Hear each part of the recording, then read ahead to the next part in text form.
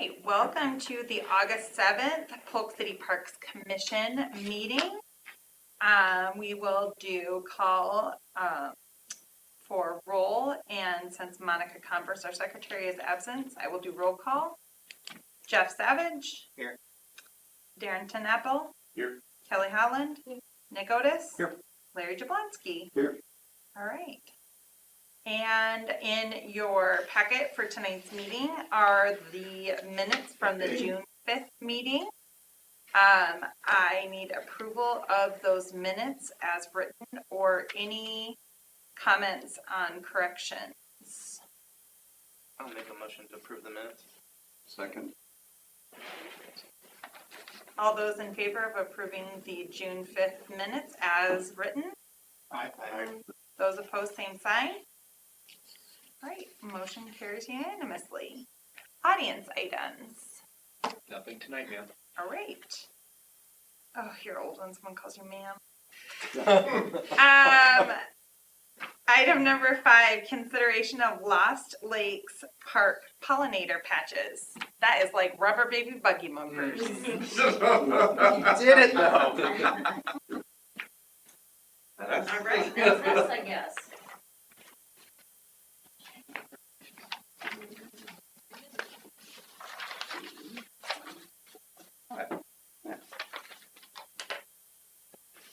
Maybe 6.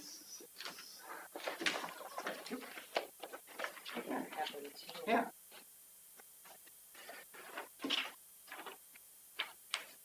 Start with your name and your address, please. Okay, is everybody ready? Yeah. I'm Tanya Harrington. I live at 613 Lost Lake Drive. My back door looks out into the green space there. Just a really quick background. I'm not a landscaper. I'm just a passionate person about natives. Kind of started when I saw that the monarch was kind of put on the endangered list, and I just thought, I can't believe that. I grew up with monarchs all around me. My mom helped me be passionate about it, and I just thought, that can't happen. So I immediately called the school and started a pollinator patch there, and the school's been wonderful and said, you can pretty much have the space you want. So I started there, and then one day I'm looking out at my back yard and just all the green there, and thought, this looks really in need of a facelift. And then I would watch the park people or the city works try to mow around these poles, and it just looked painful. They just kept going around and around and getting out weed whackers. And then I saw the erosion there, and I thought that would be a really good place to beautify and help with the erosion. So I talked with Jason. I pleaded with Jason probably and said, can I do something there? And he said, yeah. So we met a few days ago, got Chad on board, and he drew up a wonderful little proposal here. So we'll start with, or since you drew it up, do you want the honors? Oh, sure. I guess Okay. just so everyone knows, the 2 locations that we're looking at. I'm going to pause you really quick just for the purpose of minutes. Can you tell us your first and last name and where you live? Yes, my name is Chad Johnston. I live at 610 Oak. Thank you. Sorry to interrupt you. No, thank you. So in this slide, we're showing the 2 locations where the erosion is the worst behind the utility poles there. And Tanya, you can test this, but I think there's also a lot of runoff there. Yeah. And it floods. It floods more down toward the, boy, my directions, towards the city, toward downtown. Yeah, Towards the southeast. Yeah, thank Yes. you. Yeah.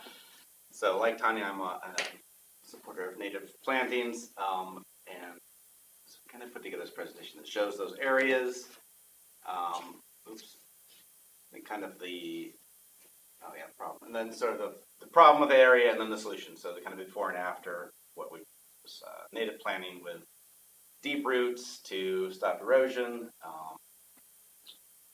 control runoff, Yeah. and then also support pollinators and add some beautification to the area for people who visit the park and the residents who have to get it every day. And when talking with Jason and other people, one thing that I didn't want to happen is what most people think about when they think of pollinator patches or prairie restorations, is they think it looks weak or out of control.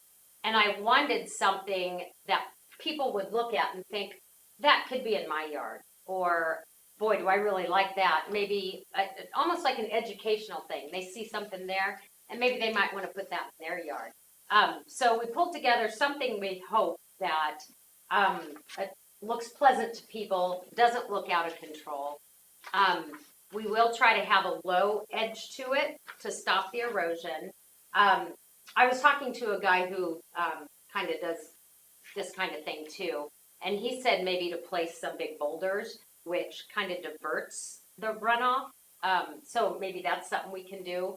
Because that, I think, also is something people do in their yard. They put a boulder and then a couple of grasses. So maybe they would also look at these patches as, again, something, not a weedy patch. It's planned and it's structured and it's good. So I'll turn it back over to you. Yeah. And then further on, we just kind of show how the names of the plants we're proposing. All these are very hardy, very acclimated to the climate, so they're all drought tolerant. Deep roots, handle the salt from the road runoff. They won't need water after plant. And then kind of showing the bloom progression, so there's color in the planting the entire season from May to November. Kind of help add some beauty to that space. And just the benefits. And then probably what everybody thinks is who's going to maintain it and where are the plants and the money going to come. Polk City Friends of the Park has been really generous in helping us with, well, helping me with what projects I like. So that's maybe where some of the money will come from. When you join kind of native plant groups, people are wonderful about just giving you plants. So most of the plants will probably come from those groups. In terms of maintenance, it's behind my house. I'll go over there and weed if needed and water. Chad said he would come help. I've kind of thrown the idea out there on Facebook, and I can't believe how many Polk City people are like, I'll help.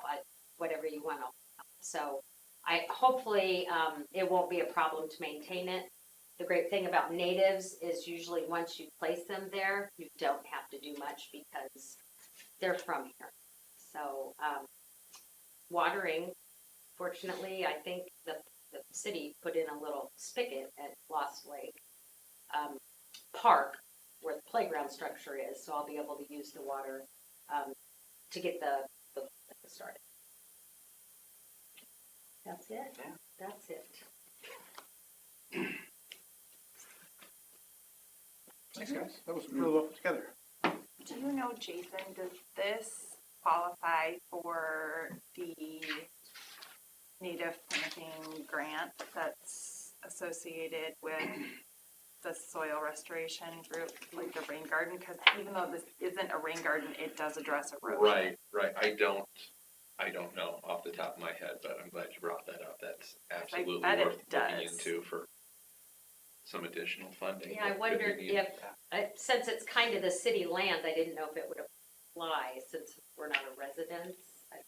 But it also Yeah. goes towards supplies and Mhm. covering costs. So when we're thinking about the long-term maintenance of it, you know, putting some of those boulders and some of those other things in place that you're talking about, that's expensive because it requires equipment, right? So if we can somehow recoup some of those costs, that would be a way to keep things down and reduce the number of volunteer hours that you're using initially so that we can use those for, you know, the first couple of years of maintenance is always the most. So I know there's a lot of monies out there from that rain garden project. There's also the pollinator partnership. I don't know if you're familiar with that. And Bee City USA. So just like Tree City USA, there is also a new initiative called Bee City USA. And they're supplying a huge amount of outreach and information. So like the signs that you were talking about to keep it an educative experience. If you qualify for Bee City USA, they provide that signage for free. And then there's also, I think there's an initial grant. I don't know how much it is, but I think it's definitely worth looking into. I know personally, and I'm totally not going to speak for Parks Board, but I personally have reached out to Jason about some of our ponds, and we've talked as a commission about, we have some ponds that are experiencing some pretty significant erosion that we've been looking for some deep-rooted prairie grasses and wildflowers to address. So this would be a great pilot for that too, is kind of my thought process to be able to, I know that the homes that back up to those ponds are trepidatious about it becoming a weed patch. And so it would be nice to have an example for them to see so that that perception is diminished a little bit. But I'm excited about this beyond. So I have a question, Jason. So the proposed location, I mean, is that considered right away? Yes. And is there any concerns with, well, no, not necessarily that, but putting, some sort of plantings there in the right of way and. So I had I originally thought the same thing. Yeah. So I did reach out to our emergency services, fire and police.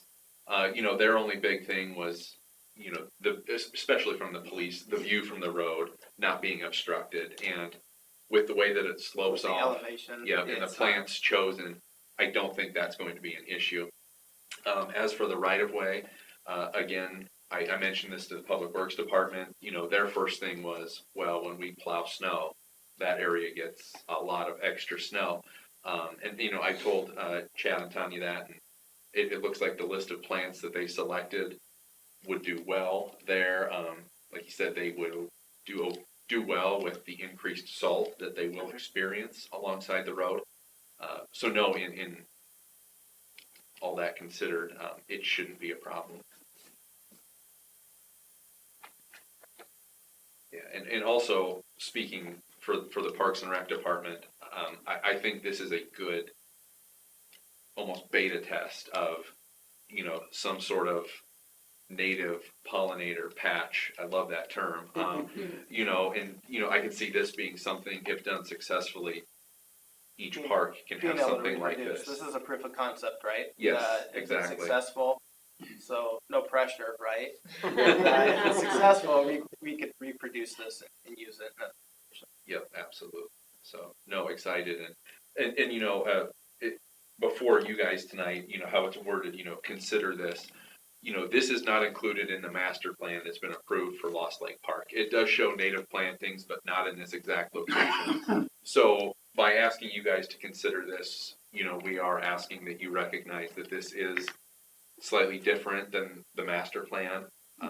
So we would ask for, kind of a recommendation that we think this would be a good thing at Lost Lake Park. Not necessarily to go to the council level, more or less just us managing our parks. So that's the way why it's worded the way it is there tonight. Since it's proposed tonight, can we vote, or do we have to wait to vote till the next? No, nope, the way that it's worded there, yeah, we could. Can. Yep. Okay. So just a quick reminder, where originally in Lost Lakes Park did we have plantings plotted out? Yes, so it is further to the southeast where that culvert goes underneath the road, the wettest area of the park. In the master plan, it does show some vegetation there that would do well in that low-lying wet area that would also help slow that movement of water in times of like Sunday with a lot of water moving. So yeah, that is the area that was proposed for some native plantings to help with stormwater run. Does that stormwater then join in the creeks at TCI? Is that where it goes next? Yes. Okay. Any questions, comments? Is this a fall planting or spring? Are these plants or both? Or?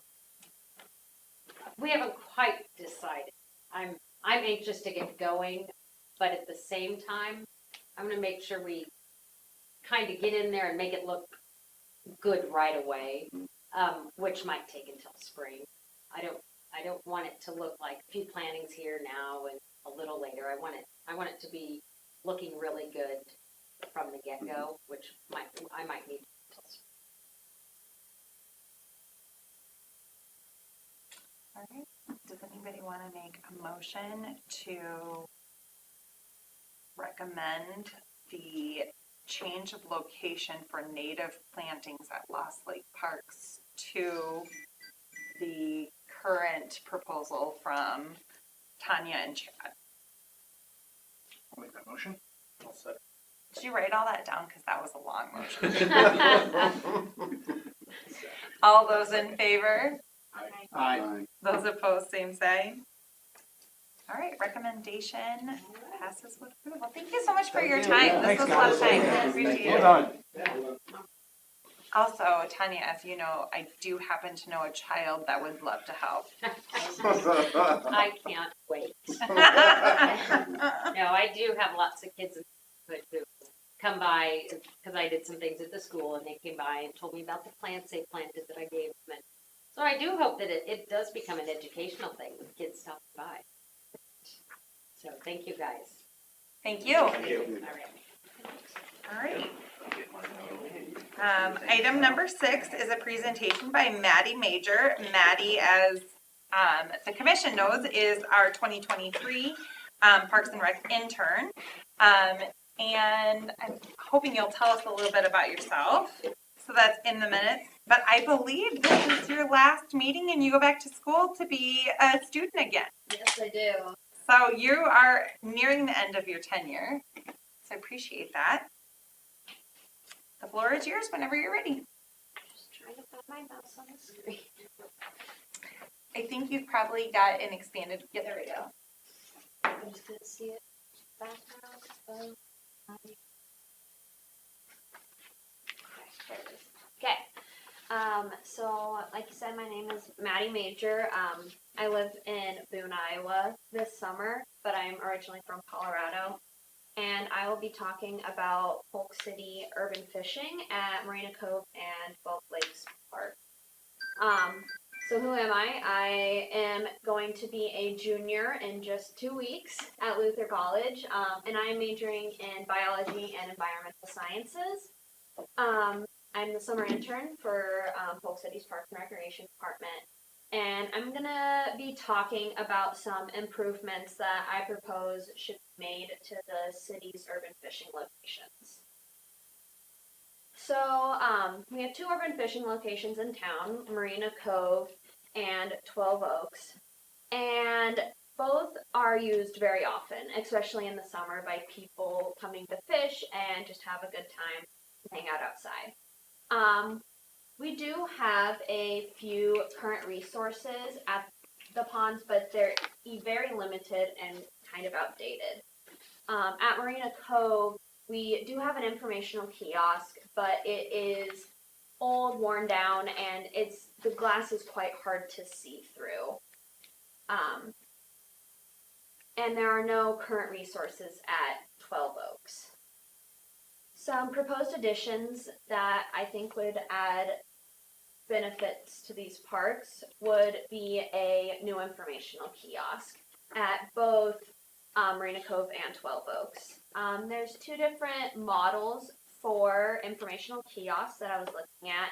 There's an in-ground mount and a surface mount. The one that is currently there is an in-ground mount, so that would be the easiest to replace. And the surface mount requires concrete, which we have none at 12 Oaks. And to stay within ADA guidelines, we would have to add some at Marina. If you look at the packets that you were given earlier, these are the informational posters that I put together using information from the Iowa DNR website, just to inform the public on the different fish that are in the stock ponds, their habitat, their range, their bait, and just how much they weigh, how long they are, and then also to improve fishing in this pond, release all bass. This is the one for Marina Cove, and then same information, just different title and different background for 12 Oaks. Something else that I would like to propose is a fishing line disposal. When fishing line is disposed into the trash, it ends up in the landfills and then can end up in our waterways. And animals tend to get trapped and die because they get tangled up in the fishing line, whether that's birds putting it in their nests, or fish, or even when it gets to the oceans and like turtles and sharks and dolphins all get caught up and die. There is a program called Reel In and Recycle, and once your disposal is full, you mail it to them. They're about a 3-hour drive from here and north of here, and they will take the fishing line, recycle it, and then turn it into new fishing line.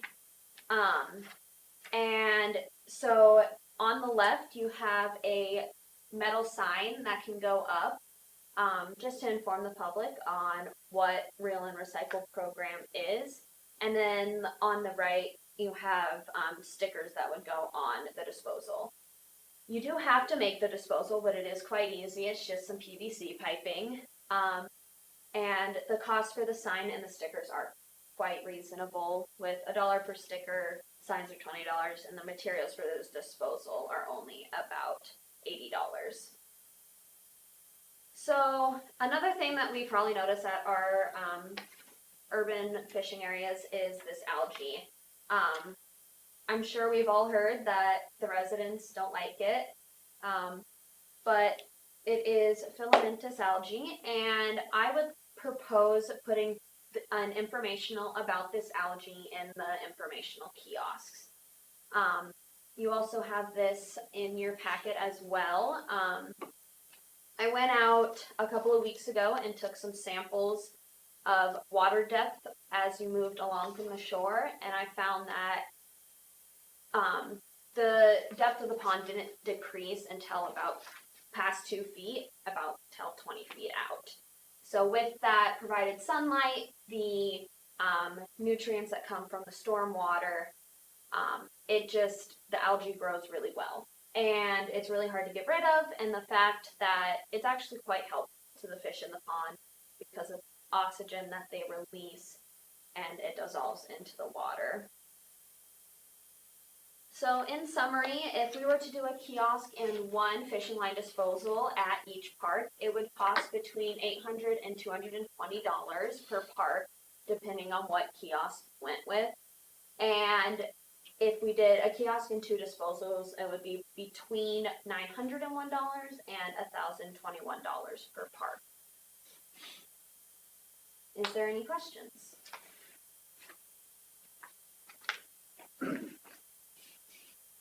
I think it's really interesting because you're our second intern, and you're also the second intern that has told us that our signage is not okay.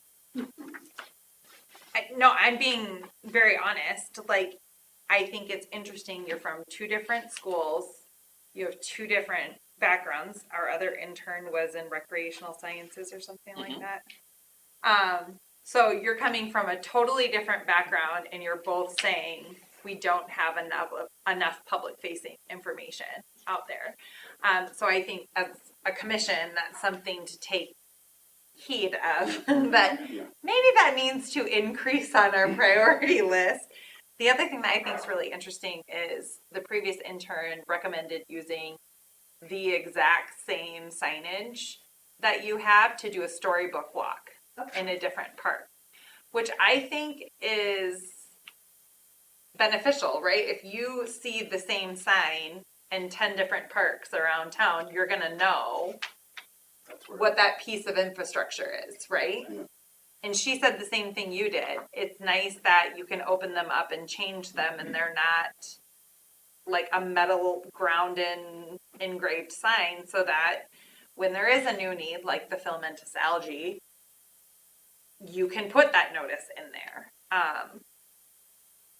I also am intrigued about the idea of the fishing line disposal, and with the number of builders we have in town, I have a really hard time believing they don't have some PVC scraps that we could capitalize on. Yeah. And I actually was talking to Jason right before this meeting. He had a Eagle Scout reach out to him last week that might be interested in doing this as his Eagle Scout project. Awesome. Question I would have is, could we repurpose the current signage at Marina Cove and replicate it at the other parks? Rather than doing all new, use the current structure that's there at Marina Cove, replace the signage, replace the transparent glass. That may be a cost savings measure. I don't know if we can replicate them. I do like the idea of having all of our park signage being the same across the city. I think that's a good touch for continuity across the city. How old is that sign out there?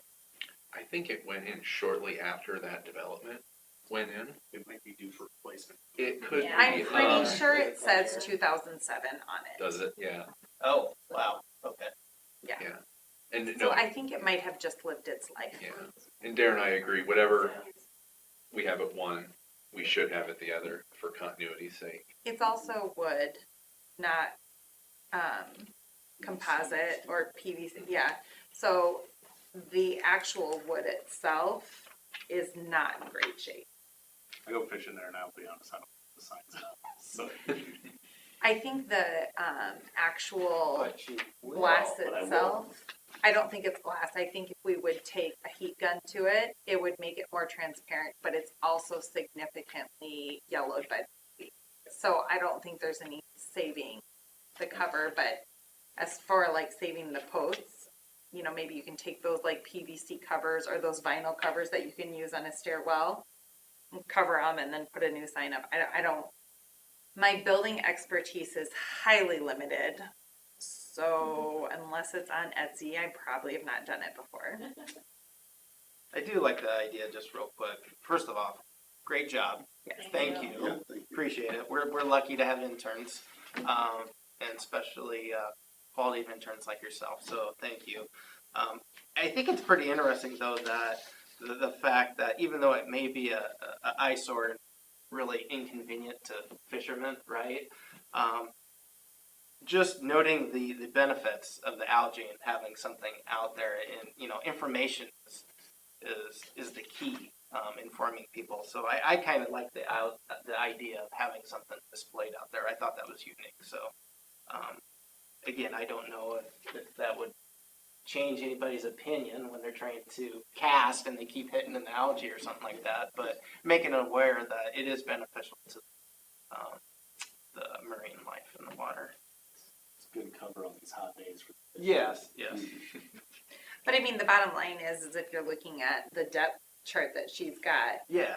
it doesn't matter how thick or thin that algae is, pulling your line in Through through that. 20 feet of 2 to 3 foot water is gonna suck no matter how much algae is on the surface. Yeah. I mean, I did notice something concerning though in that picture. We have water hyacinths starting to grow in that pond. Right there. Mm. That's not good. I'll come take it out because mine's not growing. But in that big of a pond, you're not gonna want, it'll take over the pond.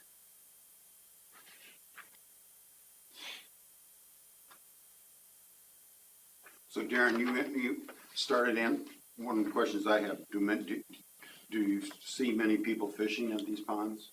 Yeah, frequently. I mean, just this morning there was 2 kids on scooters and 2 more on bikes with fishing poles riding down Deer Haven to go to that neighborhood at 7 o'clock this morning. Wow. And on my way back from work, there was 2 or 3 more kids riding their bikes away from them. So I think it gets a ton of use whenever I'm there with my kids. There's people there as well. It's great. Almost every time I've gone out there, I've been out at these parks probably 50 times in the last 2 months, and almost every time there's at least one person fishing. Oh, wow, that's great. And I will say,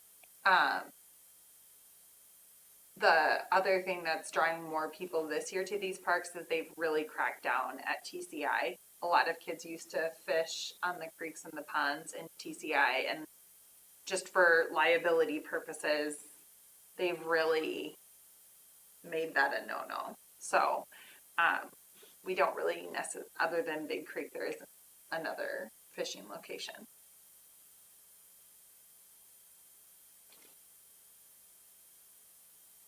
Any other questions or comments for Maddie? Thank you. You did a great job. Thank you.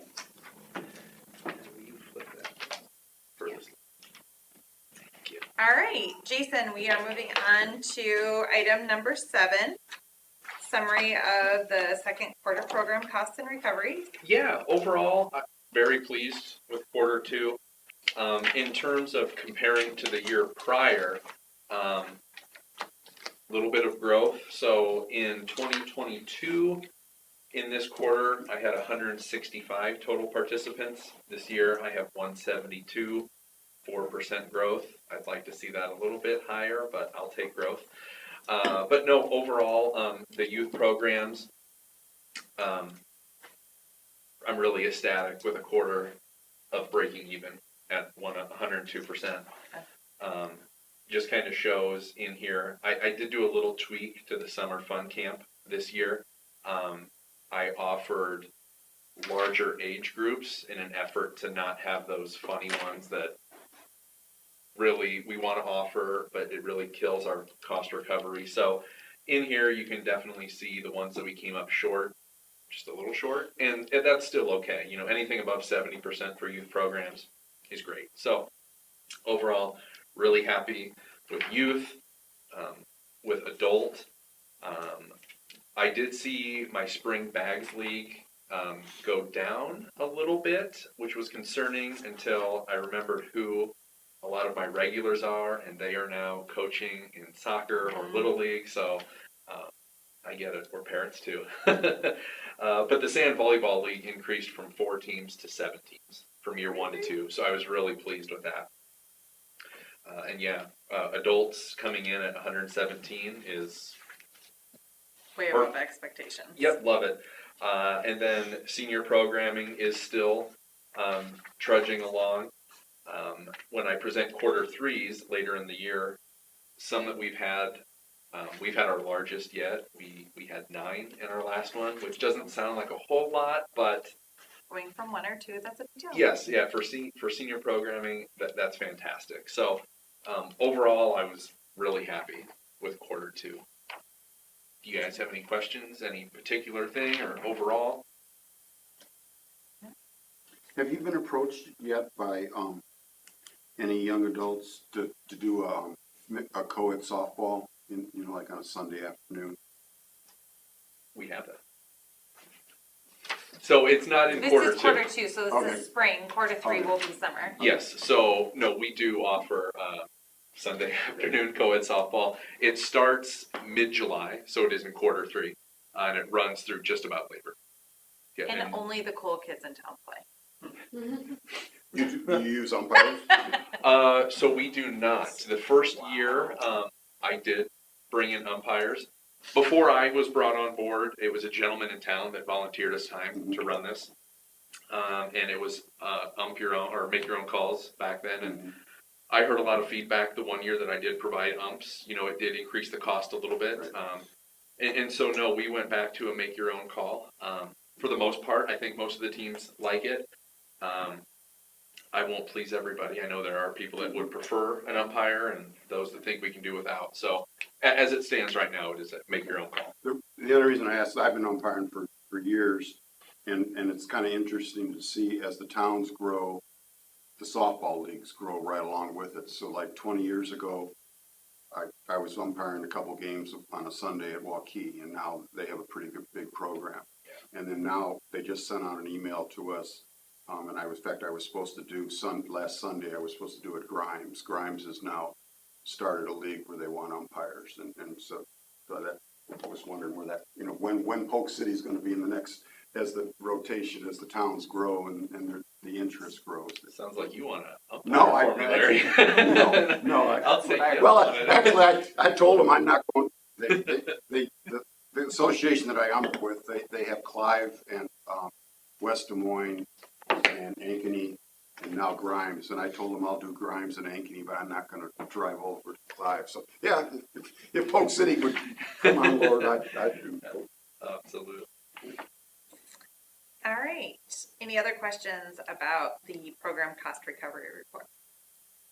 All right, moving on to number 8, canceling the September 4th meeting. Yeah, this is just in regards to the proximity of Labor Day. All right.